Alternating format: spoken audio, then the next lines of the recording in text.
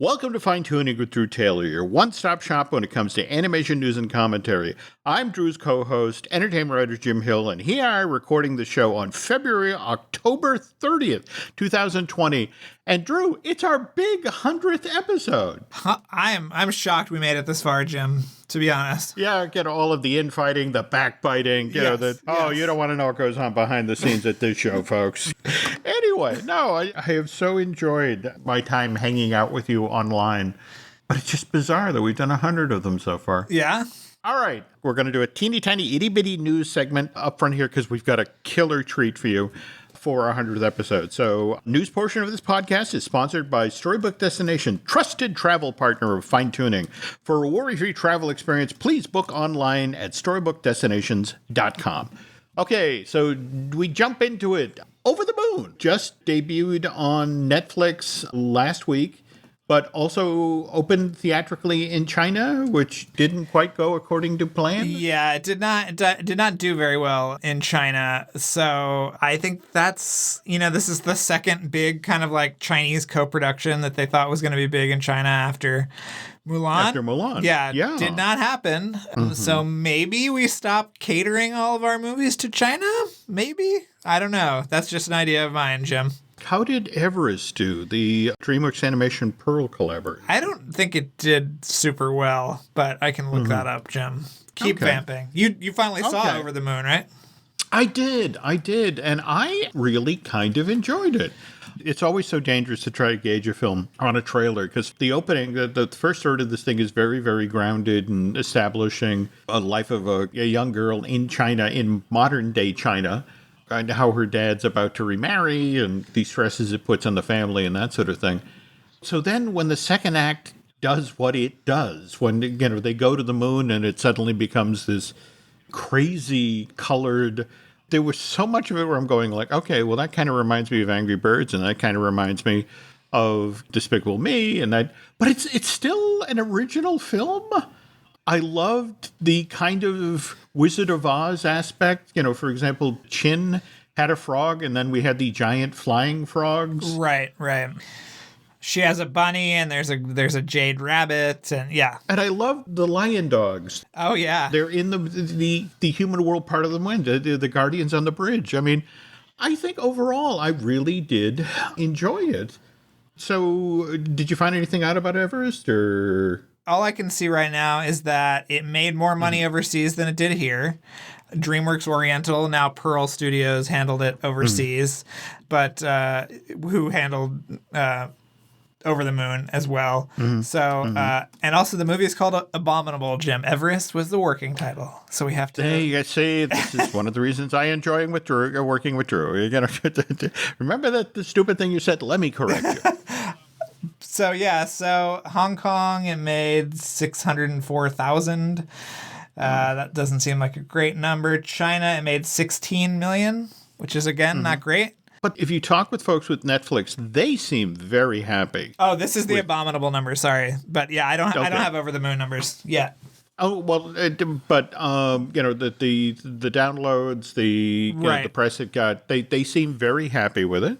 We should also mention, because you and I both love the trailer for Max Keen's project for Netflix. Yes. The truck show.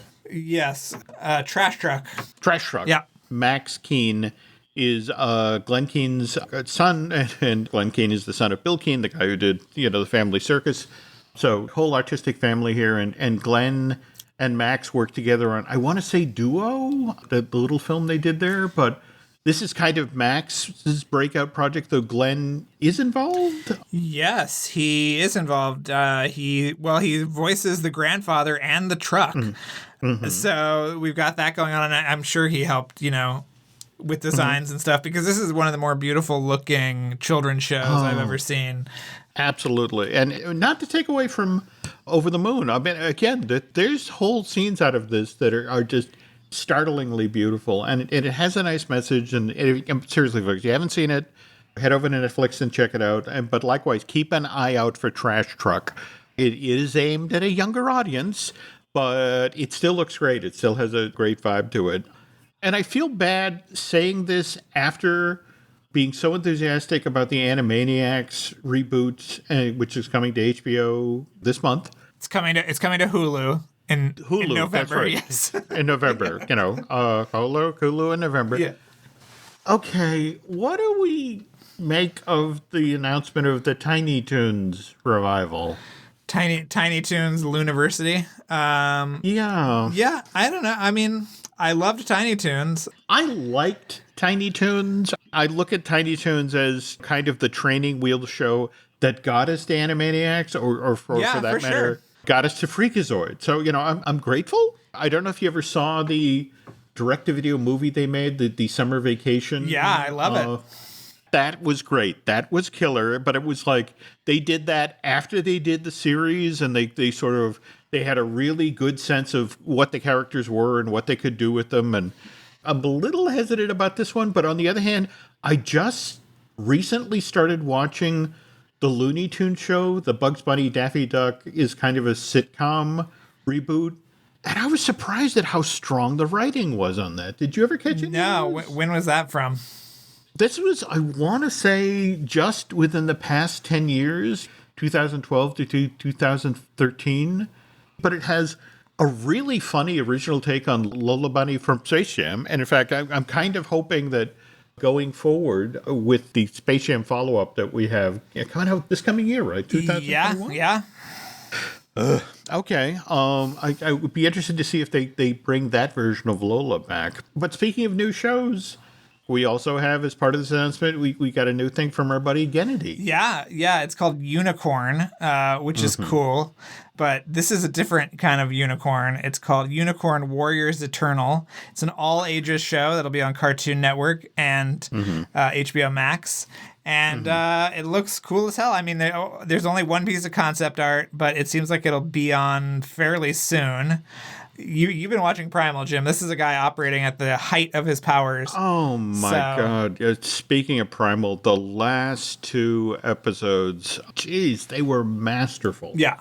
I think the Night Terror, the Night Invader one, where, the attacks were all done from first-person perspective. And it's like, And then the one previous with the old wizened witch. Coven of the Damned, yeah.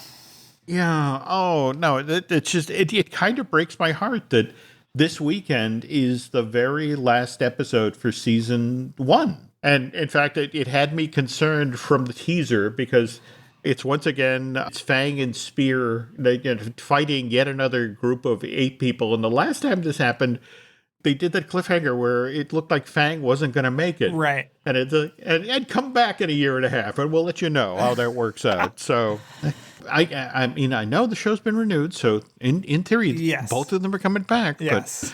But, man, it's so beautifully designed. It's so wonderfully animated. The fact that they do this level of storytelling without the characters saying a word. Right. Wasn't Samurai Jack largely silent? Yeah, it was pretty silent. But this one, I mean, nothing is like this that he's done. No. Yeah. Well, anyway, folks, seriously, if you get the chance, catch this last episode, because if it's as strong as the second half of the first season has been, this is going to be killer. And speaking of killer, when we get back, do we have a treat for you guys? This episode is brought to you by LifeLock. It's Cybersecurity Awareness Month, and LifeLock has tips to protect your identity. Use strong passwords, set up multi-factor authentication, report phishing, and update the software on your devices. And for comprehensive identity protection, let LifeLock alert you to suspicious uses of your personal information. LifeLock also fixes identity theft, guaranteed or your money back. Stay smart, safe, and protected with a 30-day free trial at LifeLock.com/podcast. Terms apply. This podcast is brought to you by Carvana. Carvana lets you buy your next car on your terms. Explore a massive inventory online, filter for what matters, and find your perfect match. Then choose delivery to your home or pick it up at one of Carvana's iconic car vending machines. Every car also comes with a 7-day money-back guarantee, so you can make sure it's the right fit. Buy your car on Carvana. Delivery or pickup fees may apply. Limitations and exclusions may apply. See our 7-day return policy at Carvana.com. Carvana. Breathe deep. Imagine your legs more limber in Duluth Trading Double Flex Denim. Envision euphorically squatting for that can of suds. Bending for your toolbox in a state of bliss. Plunging for your laser level on a whole new level. Relax and allow the flex to fill you with ability. Find your inner flex in Double Flex Denim only at Duluth Trading. Drew really set the bar when it came to 100th episodes. I mean, people still talk about what you did with the 100th episode of Light the Fuse. Do you want to describe how, she wants to come on and he wants to come on? Well, yeah, I mean, we were talking with Christopher McQuarrie, who is the writer-director of Rogue Nation, Fallout, and then he's doing 7 and 8, and they were on, they, had the production shut down, so we were like, can we just talk to you? We tried sort of some other guests, didn't happen. He said, sure. We get on the phone, on Skype, or on Zoom, and then I see Simon Pegg wants to enter the room, Haley Atwell wants to enter the room, Lauren Balfe wants to enter the room, and it ended up being this sort of roundtable discussion about the future of Mission Impossible, and it was just a delight. So we did not do that this time, though. I'm sorry to tell you. We had one white guy in a car. I'm sorry, but it's a great guest. All right, so this story basically starts in July of 1991. Pixar Animation Studios, Drew, it's a 3-picture deal initially, right? It's a 3-picture deal, yep. Okay. And first picture out of the gate is, of course, the original Toy Story. Arrives in theaters November of 1995. A huge hit. And Pixar's already working on, well, it's called Bugs at this point, but what eventually becomes Bug's Life, right? Yep. But at this time, Toy Story 2 makes this huge amount of money. It's the number 3 film at the box office that year. So Disney, of course, turns, as it was their want during this period. It's like, okay, let's do a sequel. And initially, it's supposed to be direct-to-video, right? Yeah, it was supposed to be, along the lines of, Lion King 2 and whatever else, Return of Jafar, but... Okay. But Steve Jobs, the entire time that Toy Story is in production, is basically trying to sell the company, right? And it's only, I guess, when they start showing that first scene, the toy soldiers bringing the baby monitor downstairs, and everyone talks about how amazing this movie is, that Jobs decides that he doesn't want to sell Pixar, but he now wants to sort of, in fact, don't they issue stock like right after Toy Story arrives in theaters? Yeah, this is why all of those nerds that were originally at Pixar are now multi-millionaires because of that stock, yes. Okay. But Jobs not only makes a healthy profit off of the issue of the stock, but he uses his opportunity to renegotiate the deal with Disney. So February of 1997, there's the announcement that Pixar has gone from a 3-picture deal with Disney. Now it's a 10-year, 5-picture deal. But it begins with the next film, which is A Bug's Life, which arrives in theaters November of 1998. And it's about this same time that Disney gets to take a look at the work-in-progress version of Toy Story 2, likes what it sees, and suddenly Toy Story 2 is no longer a direct-to-video release, it's a theatrical release. November of 1999, Toy Story 2 is released to theaters, and do you want to talk about the conversation that Steve Jobs and Michael Eisner have at this point? Yeah, well, I mean, there was some contention there because Steve is saying that 2 are done, we've got 3 to go, but Eisner is saying that they actually have 4 more movies to go because sequels don't count. So it also meant that they could make sequels on their own. So we will return to this idea a little later. How the world would be different now if Eisner at that moment had been gracious and gone, you're right. It's a huge hit. We're happy to have it. Let's count this toward the 5-picture deal. We'd be in an entirely different world now, though at the same time, it's entirely possible that Pixar would be its own studio off on its own at this point. So Steve, he bides his time while Pixar continues to crank out the hits. And so November 2001, we get Monsters, Inc. out in theaters, even bigger hit than Toy Story 2.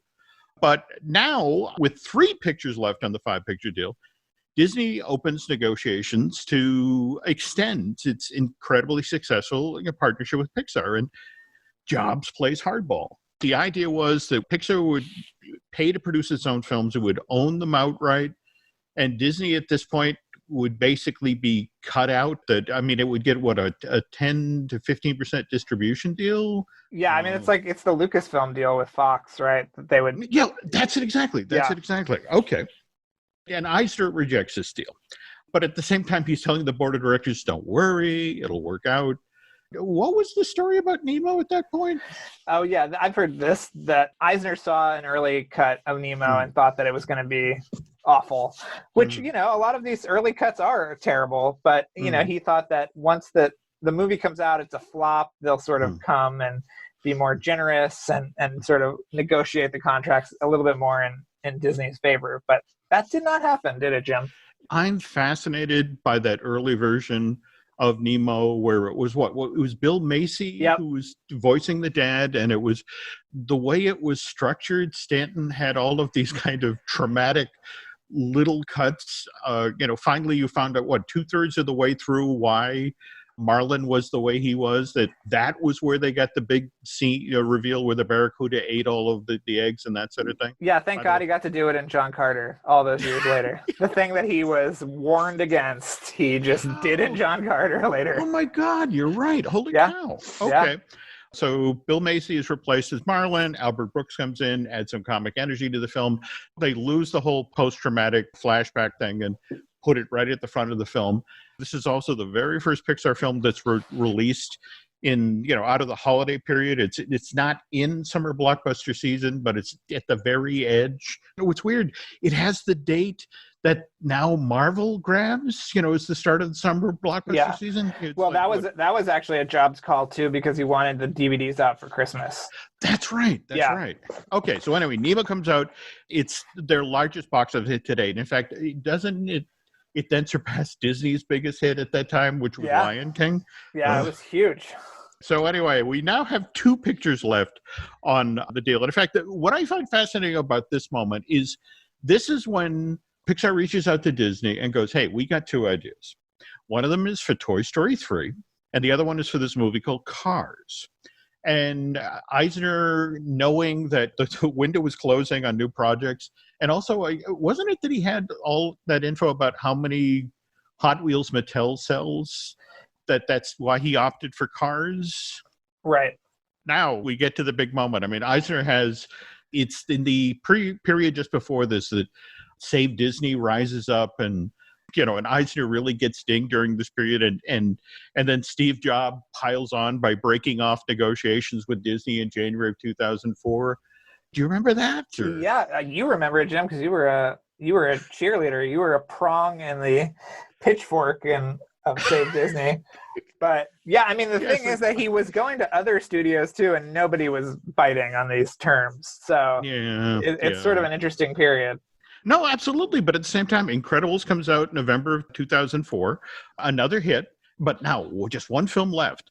But Eisner, again, guys, this will all work out. After all, we have the rights to make sequels based on the 7 Pixar movies we own outright, which again, Toy Story, Toy Story 2, A Bug's Life, Monsters, Inc., Finding Nemo, The Incredibles, and the soon-to-be-released Cars 2. And it's during this time that very, very, very quietly, Disney begins to reach out to folks because they're just beginning to entertain ideas. Well, all right, if we start making Pixar films on our own, what would the story for Toy Story 3 be? And now, folks, we get to bring in our special guests. Bob Hilgenberg, say hello from your car. Yes, I am in my car. We're Zooming here. I am not Zooming, but we are over the internet. Okay. Well, yes. Hello to all the Disney, Pixar people, folks, men, women, and children. Now, Bob, you have such a fascinating history that you and your writing partner, Rob Muir, you started out as improv vets. You work with Second City LA, and you work with the Groundlings. But as a lot of people do who, work in improv and work stand-up, they eventually go into writing. So how is it that you were selected to be among that group of writers that got to come in to pitch Toy Story 3? We had a couple of other sales in town. We didn't have any films made yet, but our agent was really smart, and he had us write a very broad comedy that would not get made. He was convinced, but it would open doors for us as comedic writers, and that happened early on. And we ended up selling a project that could get made that was called Small World to Paramount. And so we kind of had the energy of that. We sold another one called Scared Guys, which is still in development at Sony right now with Adam Sandler's company. but we had a reputation that we were good. We could pitch well. We could deliver the drafts. Mhm. So they had us in. And we really didn't know that much about, as I think I've talked about before in the past, we didn't know that much about animation, the world of the animated feature world. So when we got the call to come in to Circle 7, as it turns out, the big, beautiful building in Glendale, where Disney owns most of the entire zip code of Glendale and Burbank, that's when we went in and we met. And for our first... actually, we had met with Andrew. You want me to jump and tell the story previous to that? We met with Andrew? Yeah, and just to clarify here now, Andrew Milstein at this point had just been in charge of Feature Animation Florida, which I want to say this is in the same window that got closed down. So Andrew's kind of a free agent, but Disney respects who he is, so they brought him in to sort of handle these pitch sessions for Toy Story 3, right? Yes, I believe he was even flying in for the meetings and still had his home in Florida at the time. That's how closely they're aligned. So we did get the call. Our agent said, look, they want to hear, they're making sequels to, and they say Disney. To us, we know that Disney, that there's a Pixar, but we just weren't in that world and didn't really understand that there was any kind of friction, and we didn't know the story. All we knew was that Disney was doing sequels to Monsters, Inc. and Nemo. So we came in and had an initial meeting with them, and they told us kind of what they were doing, that they were looking to do these sequels, and they said, do you have a preference of these two? And we said, well, we gravitated to Monsters, Inc. because we come from our background in comedy and improv, where a buddy comedy is much more desirable for us. So we went away, I don't know for what period of time, came back and pitched them our Monsters, Inc. story. So we've come up with this idea. Just a sec here. I want to make sure that we get the chronology here right. Because again, you sat down with Andrew, you pitched the Toy Story 3 idea. Nothing comes of that meeting, but that's a murky period. That was pre-Circle 7. We were meeting somewhere, I believe it was in the Frank G. Wells building on the Disney lot. Okay. And my memory is that they were trying to come up with ideas for direct-to-video. This was when they were going to do direct-to-DVD or video, whichever it was then, of Toy Story 3. Okay. So I think they had the Bill Steinkellner, and I forget his wife's, Sherry Steinkellner. Yep. I think they had their draft, and I believe they were looking for a rewrite on that, if I'm not mistaken. Because I do remember that we read it. I remember things happening in a pool at the grandparents' house. And so I remember pitching that. So Andrew liked us enough in that meeting that he had us back then, probably 6 months to a year later. Which brings us to March of 2005. So Disney officially starts Circle 7 at this point. The idea is to recruit top talent to produce sequels to Toy Story, Monsters, Inc., Finding Nemo. Original battle plan here is Circle 7 is to produce one new animated film per year on a budget of just under $100 million. And the supposedly first film out of the gate is going to be Toy Story 3, which is supposed to arrive spring of 2008, just 3 years in the future. But you guys get offered the opportunity to pitch the Monsters, Inc. sequel. Right. Please tell the story about this meeting with Andrew and his reaction to your pitch. Well, it was great. Well, first of all, it was so much fun to walk into this gigantic building. It looks very nondescript on the outside. Inside, it just explodes with it's just they had all the Toy Story visual development stuff already going up, because they were in pre-production on and waiting for the draft to come in on Toy Story 3. So they were hiring artists and different people, and we came in then to pitch. Like I said, we were coming back for the second time now to actually pitch Monsters, Inc. So Allison Segan, who was also top executive there, and Andrew and we began to pitch our take on Monsters, Inc. too. And we were really flying through it, and we were probably about a third of the way through, and Andrew and we've never had this happen, and Andrew stops us. He said, hang on just a sec, guys. He said, I want to say something. I've never done this before. This is the best pitch I've ever heard. Okay, keep going. So at that point, when you're pitching, you're going, wow, you talk about one on the hook. It felt so good. But I have to thank him. He really knew how to encourage us, and from day one. And we finished the entire pitch, which was very close to the draft that we've ended up having, and really wanted that job. If I could interrupt for a second here, because in Anytime. town, the Monsters, Inc. 2 Monsters in Scaradice screenplay, it is infamous. You know, a lot of people talk about it as being one of the best screenplays never produced. In fact, Dick Cook, the head of Walt Disney Studio at the time, actually talked about how this was one of the best screenplays he ever read. Can you talk a little bit about the script itself, the story that you and Rob were looking to tell? Sure. Yeah. I mean, it's a buddy picture, but it was in line with following the next logical step of where Monsters Inc. we thought would go, and that would be that in the script we had where the B story was that Mike is getting married, Mm-hmm. and they take some time off while his family are in town, and they go. It's Boo's birthday, and they want to go and say happy birthday to Boo because they know time is running out on her. You know, Sully's a little melancholy about that. And so they go in, and without giving everything away, they end up going in. It's not Boo's bedroom. She's moved, and they're stuck in the human world. And they have to find Boo so they can go through her door to get back to Monstropolis. And get back. And that's where we have our fish out of water. So we have our two characters, fish out of water. They have to get back. Sully really wants to find Boo because he wants to find Boo, and he's scared he can't get back, but that's his motivation. And Mike says he's got to get back and get married because he's. Well, yeah, the beauty of the script is you've got that ticking clock of he's got to get back to the ceremony so he can marry Celia. I want to say Celia, yeah. Yes. Mm-hmm. Jennifer Tilly. Drew, when you were reading the script, did you catch the Donald Trump reference? No. Yes, with flank bottom, yes. Yes, well, he's a complication. He's not necessarily a villain, but that there's a throwaway when in the moment when they introduce him because he drives up in that limousine and he gets out. And how did you describe him? I can't remember the exact description, but I know that it was something to the effect of he had the ego of, but not the. I forget. It was a Donald. We literally said though a Donald Trump type who has the ego of something but cannot deliver on the good. Whatever it was very. We were foreshadowing something and not really knowing what we were doing. There we go. But the ending of this thing is as strong, if not stronger, than the original Monsters Inc. I remember reading it the first time myself, and it was just tears going down my cheek because it was so beautifully done. I appreciate that, and I won't argue that point because I reread it over the last couple of days, and I actually was teary-eyed knowing what was coming, and I'd completely forgotten the last line, which I'm not going to say, that he says to Mike at the end, and it is emotional. These characters that they created are so amazing, and that was why we were so excited. I think I explained to you the aspect of doing sequels.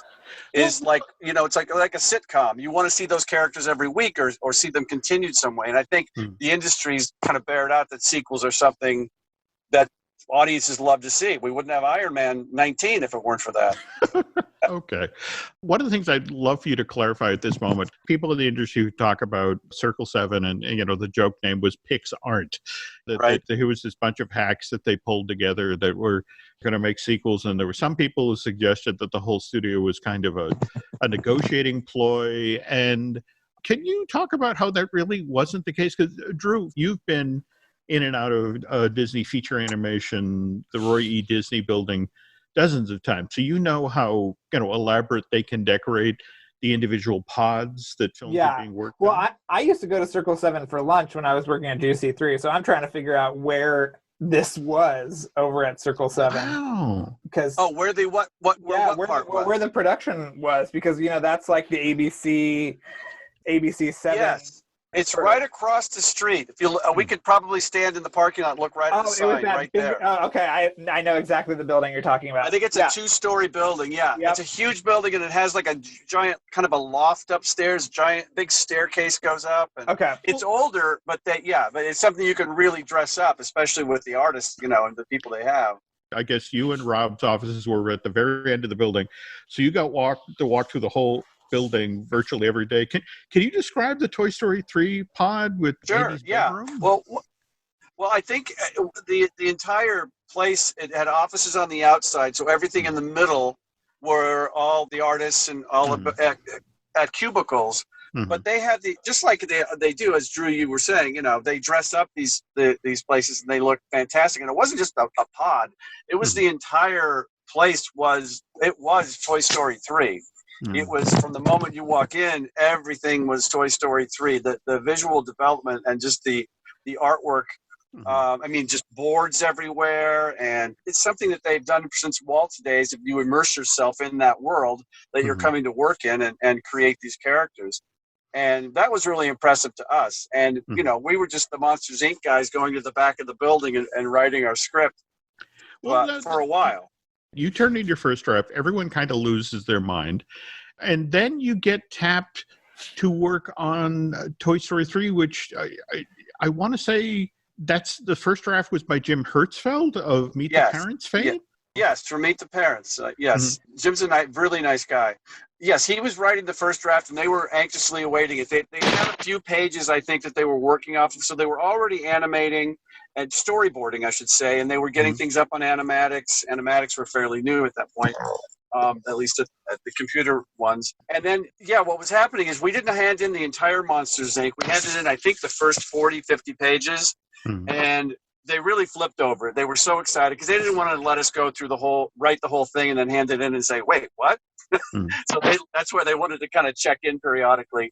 But at that point, we're just about to receive the draft from the Hertzfeld draft, and they did, and it was really long. And I don't know if he didn't have time to rewrite it or if they didn't want it. I don't know the story behind it, but they came to us. And they said, look, we just have this. I say 150 pages. I don't remember. It could have been 160. It could have been 140. It was just too long, and we needed to go through it.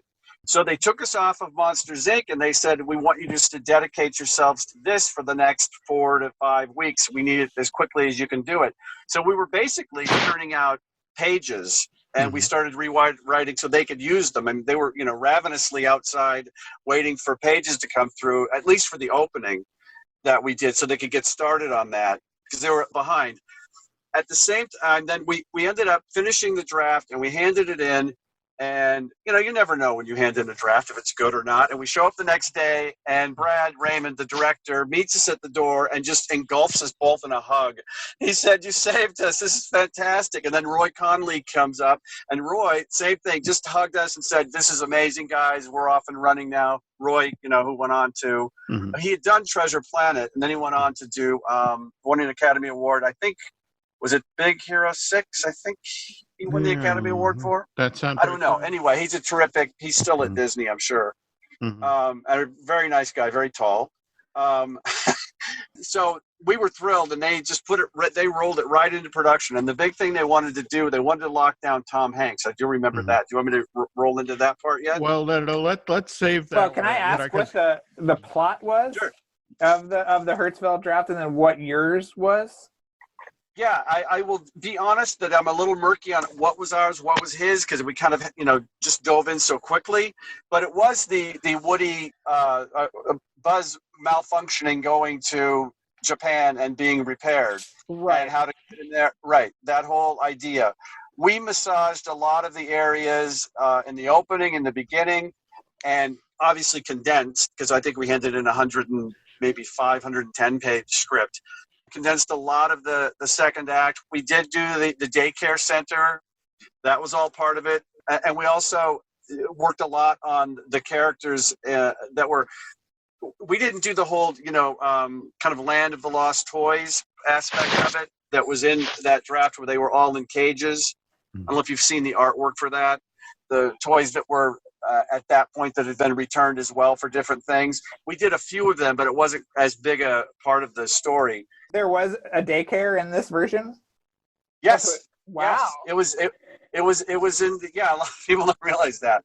I sound like Donald Trump. A lot of people don't realize that. It was a huge script. It was a huge It was huge. It was huge. The top of the thing. It took place in the daycare center, and we had a lot of fun with that too, because they had to Woody and the gang had to get up through an elevator, navigate their way to get up to like the 60th floor where the daycare was, which was bizarre, but we researched, and that's where these daycares were. Or are in Japan, because the lack of space. But we had a lot. We had for me, some of the funnier scenes. It was, the kids playing. And then there is some viz dev to that. There's stuff that's where you see is it Mr. Potato Head holding Ham, and he's dressed up. The kids had dressed them up to get in a veil and a wedding dress and in a tuxedo, getting them married. It's just, really fun. We had a lot of fun with that, but they had to escape then. Can you talk about the take that you and Rob had for the opening, which also would be kind of familiar? Yes, we thought it would be really fun to be in Toy Story. Was it 1 or 2 when they're showing both of them? I think they show Andy playing with the toys, and we thought it would be nice to be inside of Andy's head, because kids are have these amazing imaginations. Let's actually see what when we see him clanking around and jumping around with the toys. Let's see him actually inside of his head, and that's when we dipped inside of we opened the movie inside a really big set piece, an action set piece of Woody's a real cop, and Ham is I forget what he's the bandit, and he's kidnapped. Not Ham. Mr. Potato Head's kidnapped. Anyway, it's a big action sequence with helicopters and everything, and then it ends with Andy lunch, and we go poof out of this big set piece. And his mom is there, and we see that he's actually holding the toys, that he's just been on this elaborate set piece. So they loved it so much, and they wanted to get to it, that they ended up hiring, and I forget his name, I should have had that for you, one of the biggest storyboard artists in town at the time, who just finished doing Spider-Man.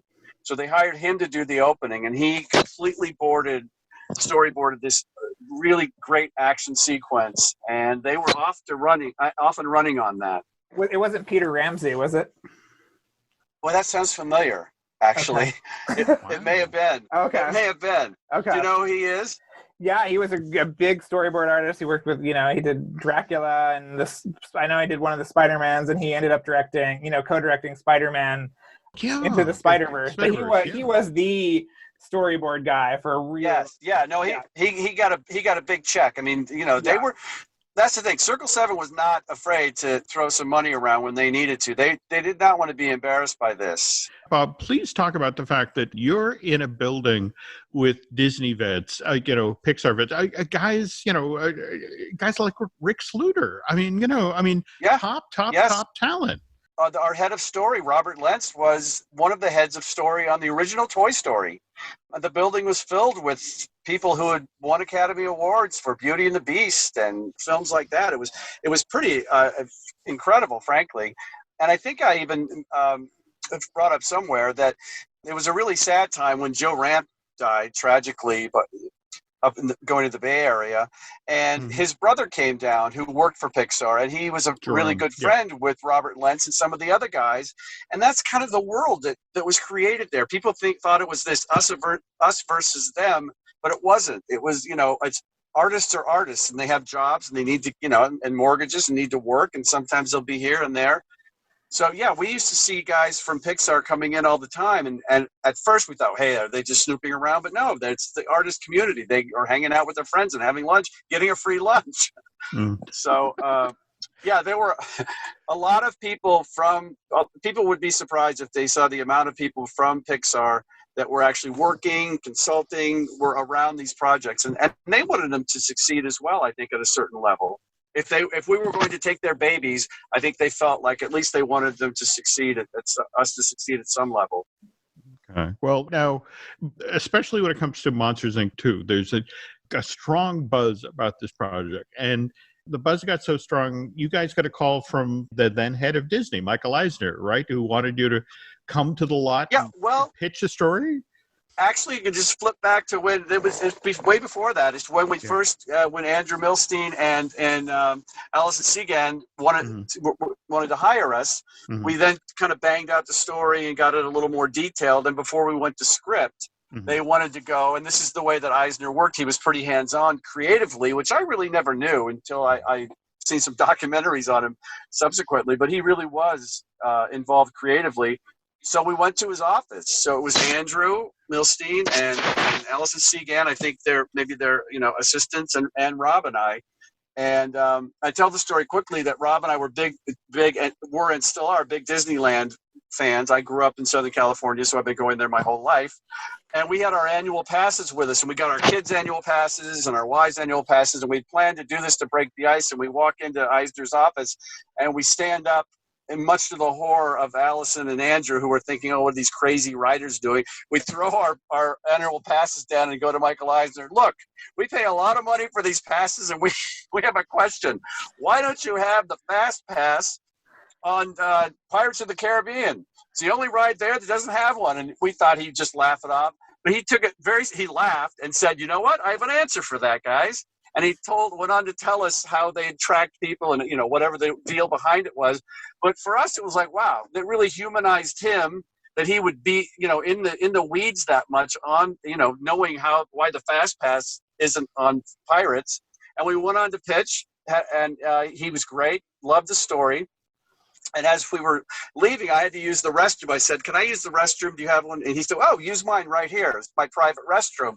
He said, I want you to use this one instead of the one down the hall because I've wallpapered the entire bathroom's ceiling, floor to ceiling, with reviews, bad reviews from Hollywood all over the walls. So sure enough, I go in there and it's just, Variety, Eisner sucks, everything you can imagine, every review ever written. So he had a good sense of humor. I later found out that we were his last official creative meeting. He leaves September 2005, right? Yep, so somewhere in that window. Yeah. So we're launched then. Yeah. So we're in the middle of writing Monsters, Inc. at that point. Right. But in the Iger book, Ride of My Life, Drew, isn't there a story in there where literally after the board gives Iger the job, I think he calls his wife, calls his dad, and who's the next call to? I do not remember this story, Jim. Partially because that book is the most boring book I've ever read. All right. Well, wait, Jim, because let me spoil the surprise for you. Save you, Yeah, please. Steve Jobs. He actually calls Steve Jobs after he calls his wife and his dad. And supposedly, to the effect of, I've just got the job, the board's hired me, and I'm hoping that when Michael leaves, you and I can talk and things, we can explore some stuff. So that to me is fascinating that here's Circle 7 gearing up. And again, remember, we've got that locked in release date, spring of 2008 for Toy Story 3. And here's Iger talking with Jobs already before things really get underway. Well, once he made the switch, though, because I don't know if you want me to jump ahead, but while we were working on Monsters, Inc., and they wanted to bring he and Dick Cook up to speed on everything once he took over, he would come over and visit, and we would pitch him stories, and he would read the read pages and had notes. I remember in particular one note he had, from the script that there's the Monster Island where they have everybody's having meetings and different things. And he came up with the idea of the breakout sessions. He thought that would be a funny idea. And we put that in. It was a funny idea because remember at the time when people they go away to these corporate meetings, and he knew more about that than we would ever know, corporate meetings. But really, very, very smart, nice, and they were very invested. I mean, either they're really good actors or they weren't sure they were going to pull this deal off. I think there was a parallel track going, make the best possible effort on what Circle 7 is doing, but at the same time explore whether or not we can have a deal with Pixar. And then, of course, January 2006, we get the announcement that Pixar Animation Studio, Disney, has acquired it for $7.4 billion. And Lasseter is now the Ubermeister of all animation at Disney, Pixar, Disney Toon, the works, and including Circle 7. So what was it like to be in the building and get that news? Well, we weren't in the building, but we did get the news, and just as a horrific way. I mean, I say that not to be melodramatic, but it's a pretty big deal when you're, we were standing just weeks before that, looking out over a parking lot that they were leveling and building an entire sound stage that was going to be known as the Monsters, Inc. 2 sound stage that they were going to be doing. They're building a theater in there, editing facilities, a whole lot of things right outside of our window. So we thought, wow, we are in the middle of something really huge. So we showed up to work on this particular day, and we walked through the big front doors. Okay. Go ahead. Hang on, Bob. Yeah. Again, so this gets announced in January, and you guys work continues for another couple of months. It isn't till May 26th that the boom gets lowered, right? Yeah, I think what was happening during that time, they were trying to figure it out. There were, as you can imagine, and Drew, you would know, having worked around in the industry, that the gossiping of what's going to happen. I mean, there were so many varying conversations going on of what's going to happen to us. But the worst case scenario that everybody was kind of landing on was Pixar guys will come down. They may want to take over, or be the bosses, but they're still going to be greenlit. It's crazy. Nobody would throw this out. It would be crazy to throw all this work out, these great ideas. Toy Story 3, it would be crazy. Why don't we just come in and work together? That was our worst case scenario. Well, more to the point, the company had plowed millions upon millions of dollars already into this facility, and the talent and just the stuff that had been done to date. So they were going to back the truck up to Tom Hanks and Tim Allen's house. Yeah, they actually had a cashier's check that they were going to attach to the script and hand deliver it to Tom when they were ready. And it was a big number. I don't remember it. I don't remember if it was 10 million.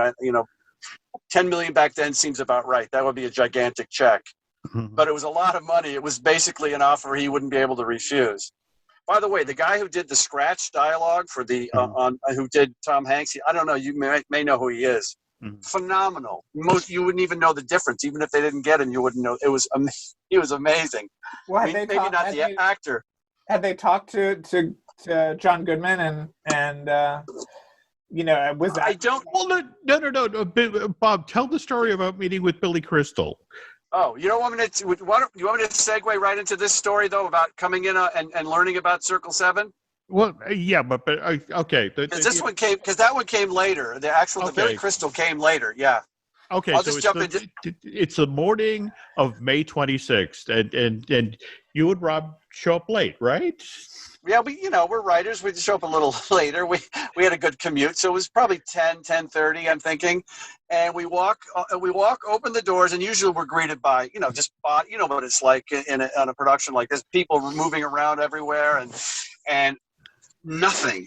Ghost town. No assistants. No one was there. The only human being there was a security guard who we had to kind of seek out and to ask him what's going on. I mean, literally, there were 200 people in the building every day, and now there were 0. And he said, I don't know. All I know is they got a call, and they were all asked to come over to Soundstage, whatever it was, at Disney on the main lot. That's all I know. And I went, wow, this is really freaky.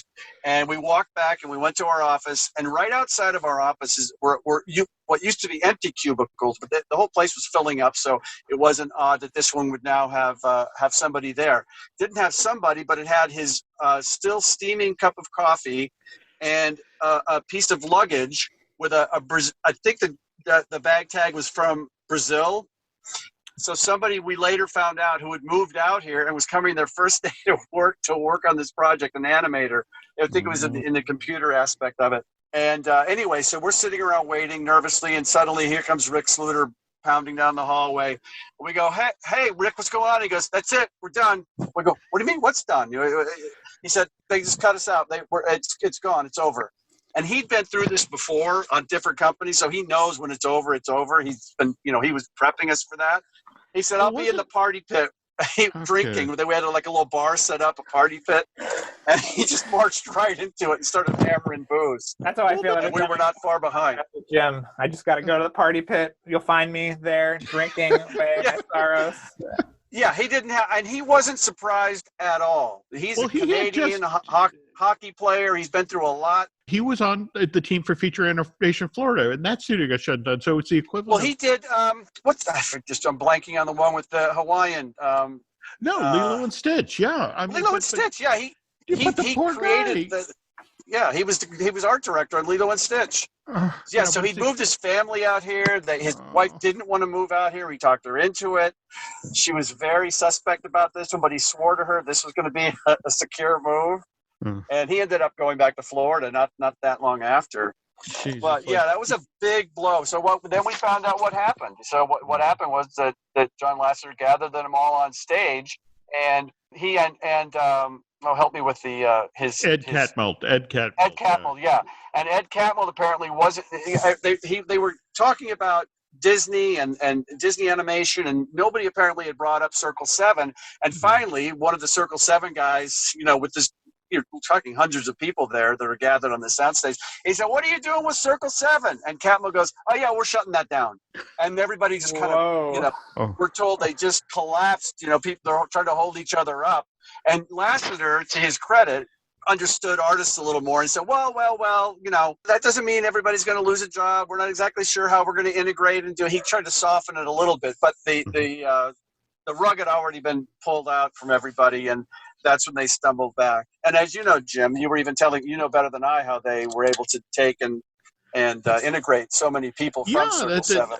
Supposedly, out of the 168 people who worked at Circle 7, 136 of them wound up being absorbed by Walt Disney Animation Studios and then went on to work on Bolt and Tangled and Wreck-It Ralph. But on the other hand, yes, Circle 7 quickly became a ghost town. And can you talk about wandering through, you and Rob, I guess, as you were packing up the office, wandering sort of... I also want to just make sure that we understand that Ed Catmull turned out to be a really nice guy and a mensch, because he came over a few days later and gathered everybody in Circle 7 and apologized for being so abrupt. And he just talked about how they were going to try to take care of everybody. And, it was a much better way than we're just, the firing squad approach. But yeah, so when everyone was gone, Rob and I would still come back to the office where our car keys were. We were so far in the back we could take a side door to get in. Yeah, and for us, just a personal moment. We were going through. We were looking, and there was in the conference room there was a big folder, and it had been opened up, and they were talking, and all the projects were listed, and then they said Toy Story 3, and they had us as writers, and then it said Toy Story 4, and it had a list of writers, and then it had us circled. And it said to negotiate with agent. And it was like, oh boy. So not only did we have Monsters Inc., we had Toy Story 3 and Toy Story 4. And I mean, it's who knows, but it was, it was fun while it lasted. There's this myth about how, the Circle 7, that people are ashamed to have worked there, or, and it's just not the case. I mean, Andrew went on to be the head of president, was it? Of Walt Disney president Animation? Yep. And president of Walt Disney Animation. Yeah. In fact, what was it? Just last year, again, Disney, they made him the co-president of Blue Sky because, again, it's that's a priority project for them right now about figuring out how Blue Sky fits in. He's salt of the earth, greatest guy, always been good to us. We've many times through the years have had lunch with Andrew on the lot, and just a great guy. And a lot of people, landed on their feet and did really well there. I mean, the reputation, was not deserved, that's for sure, because it was a very talented group of people. Absolutely. But more to the point, I mean, you all can still continue to work together. I mean, think about it. Under John Lasseter's guidance, Tom Bradley, the original proposed director of Toy Story 3, he directs The Great Fairy Rescue for Disney Toon Studios. Brad Raymond, Yeah, and by the way, features a script written by you and Rob. So but again, you actually, don't you have like a longtime connection to Lasseter? Or?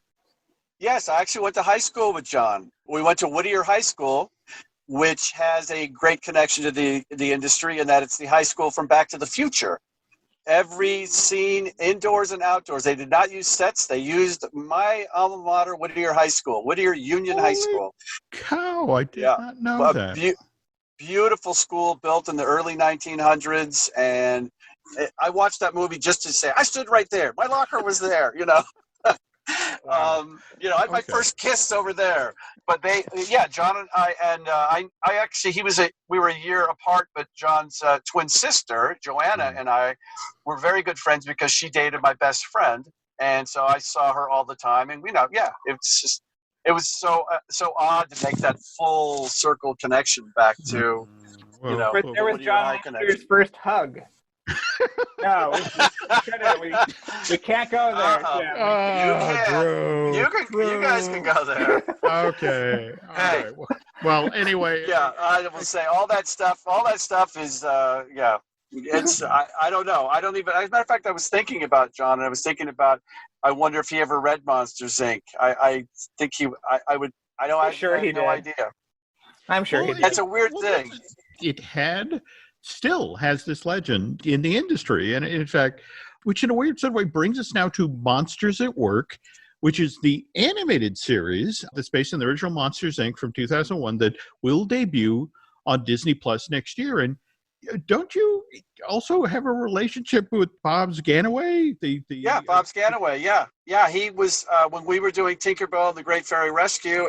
He was. They were just ramping up. I believe he was doing Cars. Was he doing Cars 3 or? I think he was doing Cars 3. Was it or the Planes movie? Maybe the Planes. Yeah, maybe it was the Planes. Yeah, it was the Planes because they were flying places. That's right. They were going off and flying in planes in the Midwest somewhere. I remember that. Yeah, and he was very, and we got to peek in, and everybody kind of helps everybody with little work here and there. And yeah, he's a really nice guy. Okay, very clever, very nice guy. In this world now where a Netflix is doing 6 new animated features a year, that's their plan for 2001. That used to take up a decade and a half in the old days. Yeah. 6 animated features for a studio, right? Wow. Like every 3 years. And Drew, you and I have talked about the whole Troll Hunter situation where Netflix, there have been the 3 Troll Hunter series so far, and now they're going to end with the feature. Is that the plan for Guillermo? Yeah, next year. If Monsters, I like it. Monsters at Work is a hit for Disney Plus, maybe then again with the notion of if it comes time to wrap up the series or that they want to build on success, maybe it's time for Disney to dust off the script for Monsters Inc. 2, Monsters and Scaradice, and then do that as an animated feature for Disney Plus. I mean, it seems like a no-brainer. Yeah, it's a turnkey operation. It's ready to roll. Just gotta put the keys in and drive her. She's ready to go. I mean, it's a dream of ours. Honestly, that's the biggest disappointment. I don't say disappointment, but it's an emptiness you have when you have. We have a lot. We've written 41 screenplays for studios. Not all of them are made. Not many do, and it's hard to get a script made. But that's the one that hangs out. That's a really big one for us because it crosses into so many territories with so many people and resonated with everybody. And people do know. I mean, it has not that many people have read it. It's a very small select group. Let's be clear. I haven't sent it out to a lot of people, and you got to look at it a few years ago.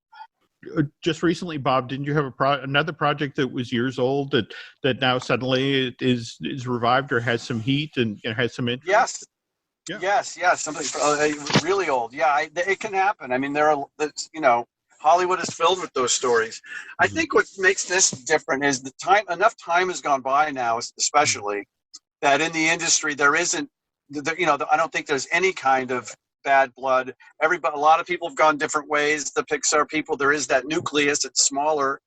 I think it probably would have been difficult for them at the time if I put myself in their shoes when they were the rock stars. They were the Beatles. They were, whoever. And it was difficult. What was hard was when we showed up in the theater, if you want me to jump ahead, when we saw Toy Story 3, was when the opening of Toy Story 3 came out, and we were a little surprised that they had a very similar opening because we'd always been told, no, they threw your script away. They don't want to read it. We said they can, just give us credit, and we'd love to, but yeah, there's that same inside of Andy's head, as I recall. I've only seen it once. It was really hard for me to watch, frankly. Well, aren't they inside of his head? And it's a different time frame. It's the cowboy era. I know that.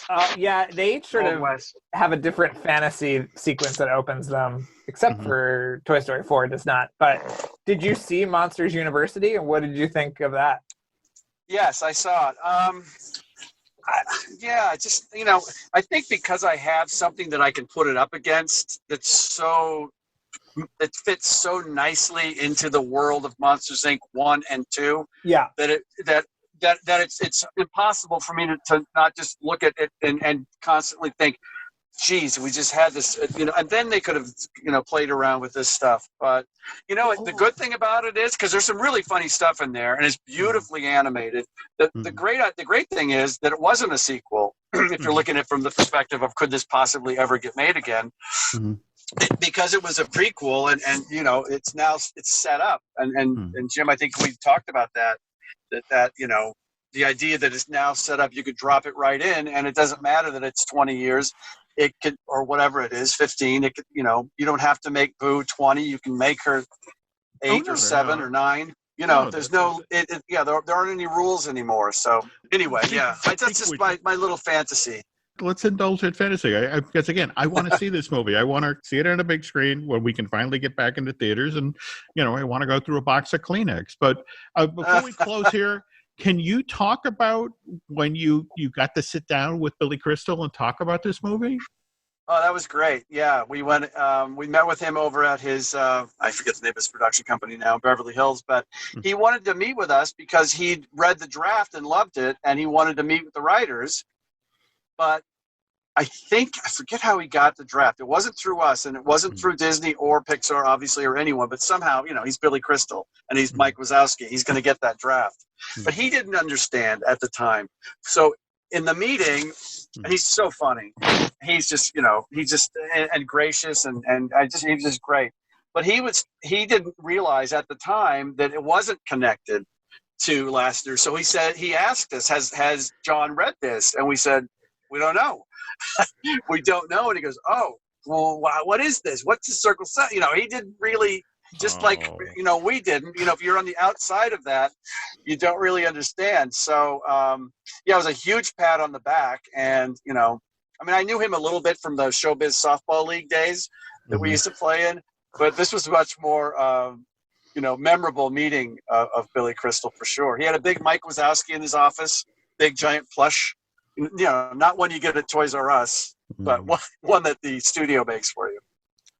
This whole story just kind of kills me. I mean, again, I know. Drew, and anything you want to ask before we close up here, or Drew, are you crying? Drew is tearing up. I'm crying. It's just it's an emotional story, both the script and the story of the Circle 7 thing. But that's it's an insight into a sort of a very chaotic time at Disney, and very little has come out about Circle 7, so I think that's a real great insight. Yeah, it really is remarkable. I hear, you know, it's so frustrating for me to read and hear things through the years that go, really? No, it wasn't this Pixar. It was never was it direct to DVD. That was, if it were, that were a year before or 8 months before that. But once they were Circle 7, feature films, big league, you know, minimum $100,000. And I'm guessing at least 150 people were there. What was he read? 160 or something like that, Jim? Yeah, 168 supposedly at its height. And again, you know, the 136 of them, you know, and that's the irony that you know, again, people, you know, look at Circle 7, you know, and not realizing that 136 of those people then went over to Disney and made all of the movies that you love now, the Tangled, the Frozens. All right, so this was exactly the team that they had assembled to do this thing. Yes, it was. Yes, you're right. It was Pixar South. It was the A team of people who didn't want to live in the Bay Area, who were from down here, and that's what kept a lot of the guys down here. You know, I heard that story a lot. Guys who worked at Pixar but just wanted to live back down here near their families, and this opportunity. So it was a crazy time, and I wished I'd spent. You know, Robert Lentz, the story director, he's a great guy. He walked around with a video camera, and he went to every single person. There's somebody we should try to talk to, and you can get. He had a video diary saying goodbye to every single human being at Circle 7. Wow, I would love to see that. Okay, I remember he came in the office one day and he said, "Guys, and he just told us what he was doing, and he was doing it on every. I'm friends with him. I should contact him and ask him about that. That would be great. I'd like to see what my hair looked like then." All right. Well, Bob, on behalf of Drew, thank you so much for making the time to share this story with us. And again, this is honestly, I believe, a really important piece of Disney history, the Disney Pixar history, which, as Drew pointed out, really doesn't get talked about, really hasn't been explored. And so that the fact that you sat down with us for our 100th episode and did this was a real treat, not just for us, but for the listeners of Fine Tuning. So thank you so much for making the time today. I'm thrilled. Thank you for having me, you guys. It's a thrill, and I like to purge myself of all these memories. They're great memories. I mean, it was probably one of the greatest times of my life. You know, my kids were young, and I brought them into the studio, and you get to see Buzz and Woody. Yeah, it was great, and it's amazing. And let's see. Okay. Too bad you can't draw. If you could draw, Jim, you could draw start boarding the movie right now. I'm just the one who thumps the tub. And again, all I want, just to give me Monsters at Work, and then give me, use that as an excuse to give me Monsters and Scaradice. That's all I ask. Listen, Bob, you saw how long it took him to get his audio to work on Zoom. Having him direct a feature-length animated movie, that might be one. It might be. We might be just. Well, you know people though, Jim. Well, what is the old Jay Leno joke about the expiration date on a Twinkie? It's like, hey pal, you should live so long. So it's like, yeah, I have to animate this. It will be into the 3rd century before that happens. But thanks again, Bob, for making the time. I'm with you. Yeah, happy Halloween, everybody. Yeah, thank you so much, and have a great weekend, everybody. Yeah, thank you. Thanks so much to Bob Hilgenberg for coming on the show, and thank you so much for doing that and sharing all those great stories about Circle 7. So also thanks to all of you who have been listening to us yammer for 100 shows, and thanks to Drew to be here to correct me when I call Abominable Everest. Oy. Okay. It's fine, Jim. It's fine. Well, that's our first 100, and hopefully, as we go forward here, we'll continue to tell interesting stories, or reasonably interesting stories. In the meantime, though, be sure you're paying attention to what Drew is up to with his amazingly excellent Light the Fuse podcast. And again, how close are we to Light the Wick at this point? Light the Wick is looking like January. Ooh, yeah. Okay. Yeah. But so we're going to have the Light the Wick in January, but we're also going to do a Top Gun miniseries when that comes out. So. Ooh. Okay. Yeah, we're gonna detour a little bit next year to certain avenues, but they're always Mission Impossible adjacent, and they're gonna be really fun. We did a great, I don't want to spoil what it is, but we did a great John Wick interview this week that is gonna just be awesome. So I'm very, very excited about it. And this week on the show, anybody well, this week is our. Starting the week that this show comes out is our first half of our Michael Giacchino interview. Which is really great. Yeah. So that has a lot of and Disney fans and Pixar fans, you're gonna want to hear it because we do dip into some things. It's a 2-parter, but he gives actually a great story about scoring Space Mountain, Jim, which I will bring up next time.